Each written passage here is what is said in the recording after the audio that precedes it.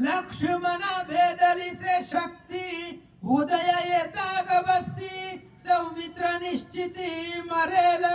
मग ऐक म्हणले असणाऱ्या काळनेमीला राजा रावण सांगू लागलेला आहे की असणाऱ्या लक्ष्मणावर असणारी ब्रह्मशक्ती त्या ठिकाणी टाकलेली आहे. त्या शक्तीचा असर लक्ष्मणावर झालेला आहे.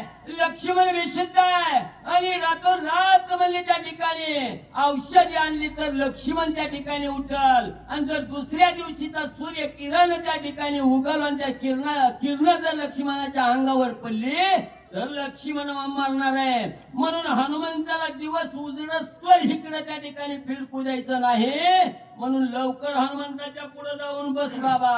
या लागे वायुनंदन करोनी सवेग उड्डाण दिव्य औषधी आणून स्वय लक्ष्मण उठविल. मग या असणाऱ्या लक्ष्मणाला असणारा त्या ठिकाणी काय सूर्य उगवायच्या आज लक्ष्मणाला त्या ठिकाणी उठवावं लागतंय. म्हणून वेगानं हनुमंतला या उड्डाण त्या द्रोणागिरीवर त्या ठिकाणी करील औषधी घेऊन त्या ठिकाणी येईल.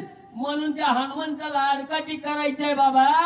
चांगल्या कामाला जाणारालाच म्हणजे त्या ठिकाणी आपल्यासारख्यानं अडवावं लागतं. म्हणून तू काळनेमी श्रेष्ठ आहे. जा बाबा त्या हनुमंताला अडव.